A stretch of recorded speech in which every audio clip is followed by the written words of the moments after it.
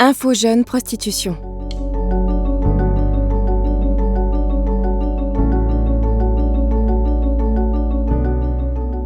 Bonjour Manon, merci d'être venue. Installe-toi. Comment vas-tu aujourd'hui? Est-ce que tu te sens prête à me raconter ce qui s'est passé? À 10 ans, mon père est allé en prison et ma mère avait des gros problèmes d'addiction. Du coup, elle pouvait pas s'occuper de moi. On m'a placée dans des familles d'accueil, mais ça s'est pas bien passé. Alors à 14 ans, on m'a mise en foyer. C'était invivable. L'ambiance y était toujours tendue, des jeunes pétaient souvent des câbles. Alors j'ai commencé à fuguer.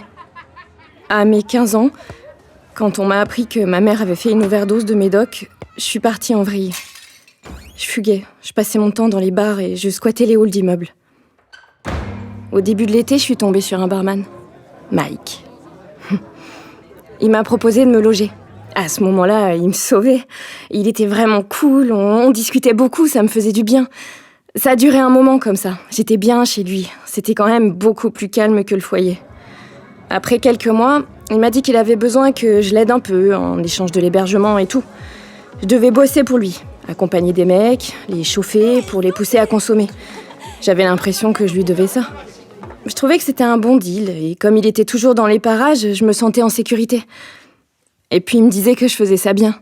C'était plutôt flatteur. Un jour, il m'a dit que ça suffisait plus. Il fallait que j'en fasse plus. Il m'a poussée à coucher avec certains d'entre eux. Et il me disait que c'était juste pour dépanner au début un service, quoi. Ça devait être qu'un ou deux mecs et je pouvais les choisir. Il continuait à m'héberger. Il me disait qu'il était mon ami et me protégeait. Il me promettait qu'il serait là pour moi. J'avais l'impression que j'avais pas tellement d'autres choix. Et puis, ça s'est accéléré. C'était Mike qui décidait des clients. C'est à ce moment-là que j'ai commencé à prendre des capsules de protoxyde d'azote. J'étais de plus en plus mal. C'était le seul moyen que j'avais pour fuir la réalité.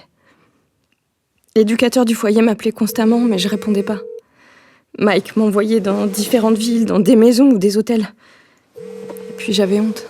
J'aurais pas su quoi lui répondre. Parfois, c'était hardcore. Un soir, j'ai essayé de refuser de faire ce qu'il voulait. Mais Mike est venu avec des potes me menacer. J'ai eu la peur de ma vie, j'ai cru qu'ils allaient me tabasser à mort. J'ai fini par répondre aux appels de l'éduc. Il m'a convaincue de revenir au foyer. Mais depuis, Mike et les mecs du réseau me harcèlent. Ils m'envoient des messages tous les jours, toutes les heures, et ils veulent pas que j'arrête. Aujourd'hui, j'en peux plus. Faut que ça s'arrête. Je veux sortir de ça. T'as beaucoup de courage de me raconter tout ce que t'as vécu. Tu es victime d'un réseau de proxénètes, c'est très grave. Je vais t'aider à déposer plainte. Tu seras pas seule, t'inquiète pas.